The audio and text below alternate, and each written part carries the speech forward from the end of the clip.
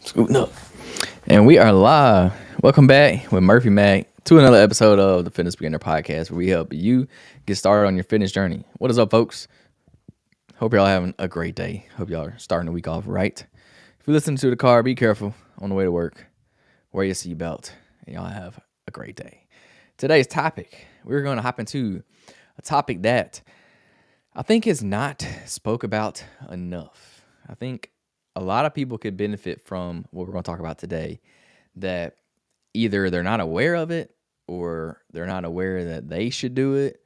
They don't know what it is, etc., etc. But I think it can help a lot of people, a lot of people. So yeah, that's what we're going to talk about. And that topic is reverse dieting. So I know if you've never heard of it, we're going to get into what is reverse dieting, why you should reverse diet, who should reverse diet, when should someone reverse diet, how to reverse diet. We're going to cover everything you need to know about reverse dieting. And at the end, you can decide if this is something that you need to do, you should do, you may want to try, because odds are it probably will help you. So depending on where you're at and your goals and what you're going for at the time and your scenario, so I can't answer that question for you, but hey, hopefully the podcast will give you some clarity on if you should do it or not. So, hopping in straight into the topic, what is reverse dieting? So the definition, well, not the definition, but it's reverse dieting is a gradual and controlled process of increasing your caloric intake after a period of calorie restriction or dieting to rebuild your metabolism and maintain results. That's kind of like the definition of it. Basically what it is you're adding calories slowly but gradually back to your diet to kind of rebuild your metabolism. Like try to get you away from those super low calorie diets. So if you don't know how your metabolism works, basically the higher your metabolism, the more calories you can eat without gaining weight, if that makes sense. I hope that I'm trying to put it as simple terms as I can. Like for example, somebody with a high metabolism could eat, say, 3,000 calories in a day, and that be their maintenance level. Like that means they don't gain a pound and they don't gain any weight and they don't lose any weight. That's their maintenance calories.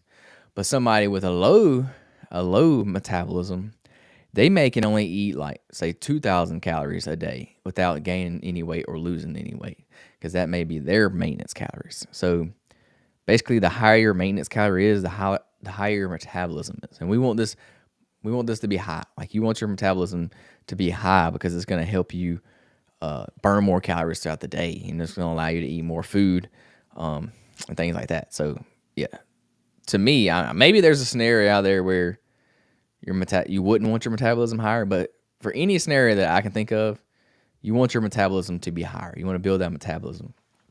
People that are really, really skinny, most of the time they have a really high metabolism. And that's what kind of keeps them skinny, because they burn more calories at rest. They can burn more calories throughout the day. And they can eat more without gaining weight. So that's what we want to do. We want to boost your metabolism. So that's kind of the idea of reverse dieting. It helps boost your metabolism. So why is it important? It's going to prevent rapid weight gain, also called rebound weight. So you don't want to just eat a lot of calories. You don't want to go into a bulk. Like if you're going into a bulk, you're eating a lot at one time, and you're more than likely going to gain a lot of weight. Like you're going to gain a lot of fat. Well, if you reverse diet, if you do it slowly, then you don't add all this extra fat on that you don't necessarily want. So it's going to help prepare a slowed metabolism caused by prolonged calorie deficits. And it's going to help restore energy levels and improve your performance. So for example, if someone was eating 1,500 calories a day for weight loss, like if you're losing weight, you're eating 1,500 calories a day. Reverse dieting is going to involve slowly increasing that intake by 50 to 100 calories. Some people may even go 200 calories. We'll just say 100 to keep the number simple. Increase your calories by 100 calories per week until that maintenance calorie goal is achieved. So you don't want to go from, say you're eating 1,500 calories, you don't want to bump it back up to 3,000 calories, say if that's your maintenance. You want to slowly work your way back up. So you would go from 1,500 this week to eating 1,600 next week. And the next week you would eat 1,700 and then 1,800 and so on. So this way you gradually build those calories back in. And this prevents you from add on a bunch of extra body fat that you don't necessarily need. So who should reverse diet? Who should do this? Well, an individual that has been dieting for an extended period of time. Like if you've been on a cut, or if you've been trying to lose weight for a very long time, you probably should go on a reverse diet because you've probably destroyed your metabolism. Or if it's somebody that's been training for something, like for example, a bodybuilder. You've been training for weeks on end for a bodybuilding show. You've been extreme calorie deficit. You need a reverse diet. Once you get done after the show, then you would reverse diet to get your calories back up to where they need to be. That way you don't put on a bunch of extra fat. Another person that should do reverse dieting is somebody experiencing metabolic adaptation. So if you have signs of low energy, stalled fat loss, despite being eating very few calories, or if you're feeling cold often. So if you're somebody that's been dieting for a while and you can't lose any more weight, but you still seem to be eating less and less calories, well, you probably should do a reverse diet because you're not going to be able to drop any more weight. Your body has adapted to fewer calories, so it's going to hold on to every bit of fat that it can. So you need to do a reverse diet to counteract that. Also, athletes that are looking to return to maintenance after a cut. So someone who cut weight for a race or an event but needs to return to full performance. So if you're a runner, or if you're an endurance runner, or if you're a fighter, if you cut weight for someone, a reverse diet is probably going to be good for you to get back to that maintenance level. And then also anyone struggling to maintain their weight post-diet. So a person who quickly regains weight after finishing a diet, a reverse diet is going to be good for you. You don't want to quickly gain that weight back. So when to reverse diet? Well, after a successful fat loss phase or dieting period, this is when you should reverse diet. So if you reached your goal weight, but you can't sustain your current calorie deficit. So like say you're eating 1,500 calories and it got you to your goal weight and now you're there. But it's going to be hard for you to eat 1,500 calories forever. Like that's not that many calories. So once you hit that goal weight, then you would reverse diet to get your calorie level back up, to get your maintenance level back up, to where, because now you've lost a lot of that fat. And if you gradually increase your calories, you're not going to gain a lot of that fat back. And you can, normally, if you do it right, you can get your calories back up without gaining a lot of weight. Yeah, your body will fluctuate a little bit, but normally you can do it without gaining all that excess body fat that you had before. Also, if your weight loss is plateaued despite being on low calories, this is when you should reverse diet. If you're eating 1,200 calories but you're still not losing weight, well, there's a reason why you're not losing weight. So try reverse dieting. This is going to help you out with that. If you're experiencing symptoms of low energy, hormone issues, or poor recovery, if you're always feeling fatigued, if you're having trouble sleeping, if you're hitting plateaus in the gym, it may be time for you to do a reverse diet so we can build that metabolism back up. We can provide your body with the nutrients that it needs, give it plenty of fuel to fuel your body, because you're not going to see any results if you're not fueling your body properly. So we got to get that metabolism back up so we can feed it. And then if you're post-competition or event prep, obviously you want to do a reverse diet. So a bodybuilder, a fighter, any kind of race or anything you're training for, you're going to need to restore that metabolic health. And you want to do that without rapid fat gain, without gaining a bunch of weight after your show or your event or your race. So now we're going to get to how to reverse diet properly. Well, step one, you want to assess your current maintenance calories. You may know what your maintenance calories are just from tracking your calories and stuff, or you could use one of the calorie calculators that's on the internet, and then track your food intake for a week or so you can get an idea what your maintenance calories are. And then step two would be to gradually increase your calories each week until you get up to that maintenance calorie level. So I'll just say 100 calories each week. That's just an easy round number you can use. Add 100 each week. And then depending on how your body responds, then you can adjust that number. You may have to go down or up some. But yeah, start by increasing carbs and fats because these are going to help provide energy and help provide hormonal support back into your body. Step 3, monitor your weight and adjust as needed. So if weight gain happens too quickly, slow down those increases. Bump your calories down a little bit. Maybe instead of going up by 100, you may need to go up by 50. And then if your weight stays stable, then just continue that gradual increase. Don't bump the calories way up because you ain't gaining no weight. Just stick to that gradual increase. Don't do more than your set calories each week. Step 4, maintain a consistent workout routine. So strength training is ideal to build muscle and support metabolism during this phase. It's ideal. You don't want to stop working out. A big part of building muscle and working out also builds your metabolism. So that's all part of it. Continue to work out during this process. Be patient. And step 5 is be patient. Give your body time to adapt. So reverse dieting can take a while. It can take anywhere from 6 to 12 weeks. It does take a while depending on the severity of your calorie deficit. So if you're in extremely low calorie deficit, it's going to take you a while to get back up. So you got to trust the process, and you're probably going to put on a little body fat in the process, and you're not going to want to keep doing it because you think you're gaining weight. But I promise you, just trust the process, do it, and it will help you out in the long run. And then step 6, transition to maintenance when your caloric intake feels sustainable. So when you get to that calorie number that you think you can hold on a consistent basis and do it every day, then that's when you transition to those maintenance calories. So example, if you were eating 1,500 calories and now you're maintaining 2,300 calories, hold steady at that 2,300 calories for a few weeks. So that's kind of how to reverse diet. It's not that hard. It's pretty simple. It takes time though. You got to trust the process.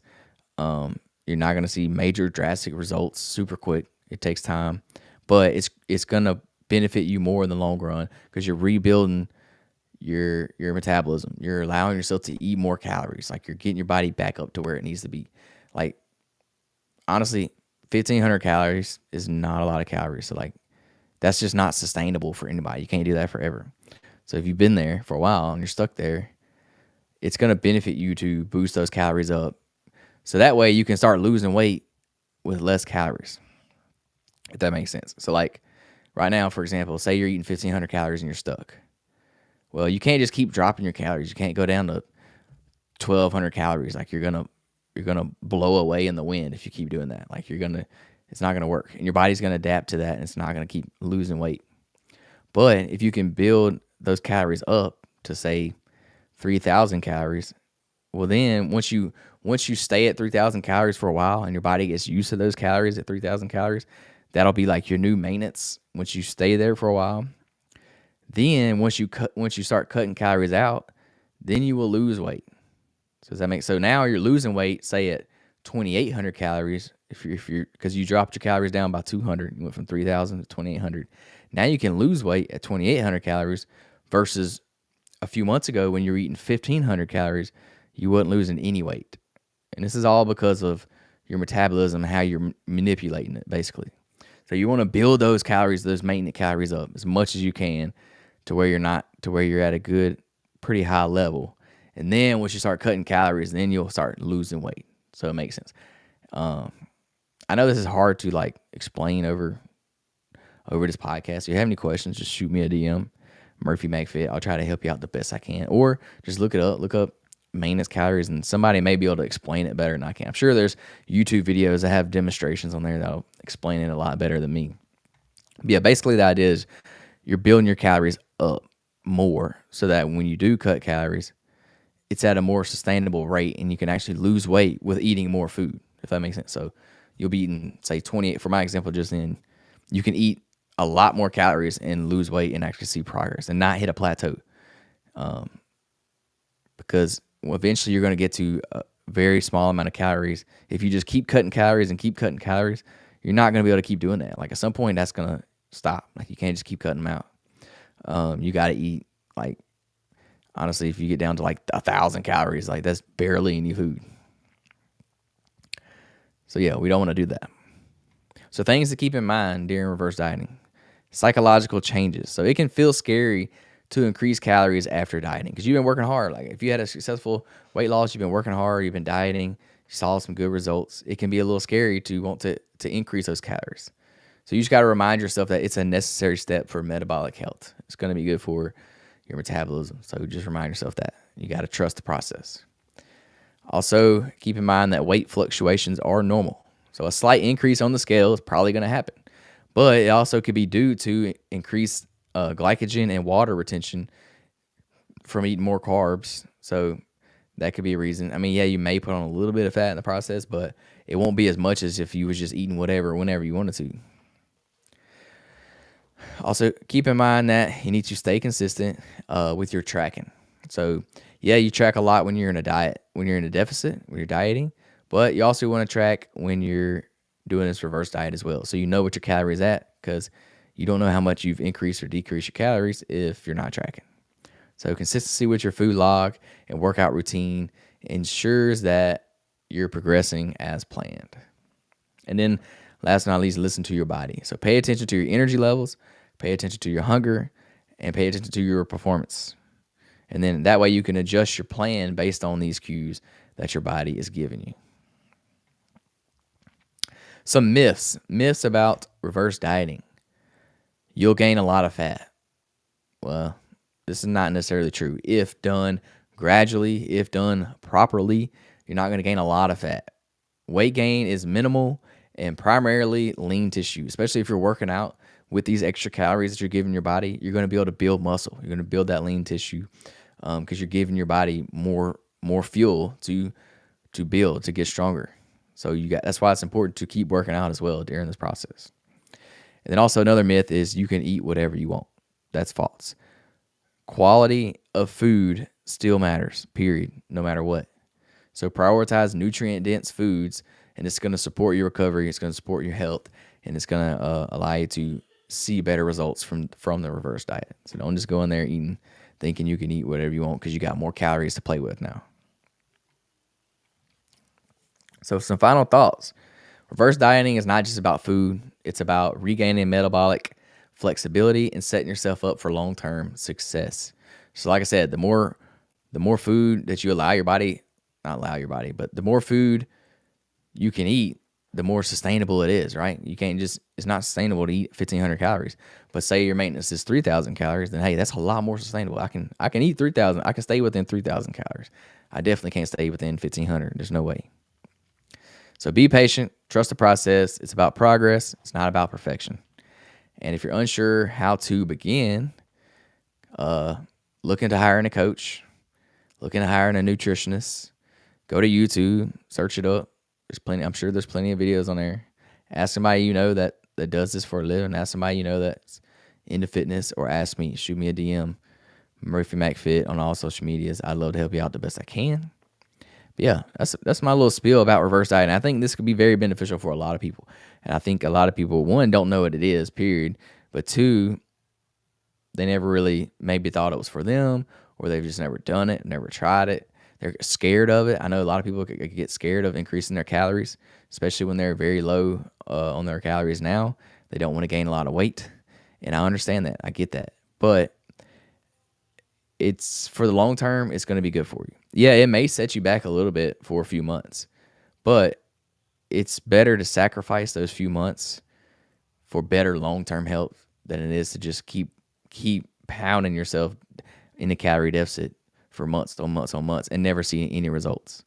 So yeah, you may have to gain a little bit of weight in your reverse diet to be better in the future, but hey, that's okay. You got to trust the process. You got to see it through till the end, and you do it properly, it will work. It does work. People do this all the time. Like, it's a known thing. People do this. You just gotta follow through with it. It's gonna take you some time, but it's worth it, and I think you should do it. A lot of people would benefit from this. So yeah, give it a try. If you're stuck, if you're at a plateau, if you're not seeing any progress, if you've been dieting for a while, try this out. Give it a shot. See how it works for you. Stick through it to the end. It's going to take you about 6 or 12 weeks or so. And then once you get to that 12-week mark or so, then you can start trying to cut again. You can try to lose weight again and see how it works better for you then. So yeah, y'all let me know how it goes for you. Shout out to, really, I don't know why I just said shout out. Oh well. Shout out to everybody listening to this podcast. How about that? Subscribe to the podcast, Apple Podcasts, Spotify, wherever you listen to. Go over to the YouTube channel. Subscribe over there. Oh yeah, shout out to all my subscribers on the YouTube channel. That's who I'm shouting out. Yeah, appreciate y'all. Leave a 5-star review if you can. I'd appreciate it. Tell your friends about the podcast because we trying to get fit all 2025. That's the goal. Other than that, y'all have a great day. Peace, love, protein. We out.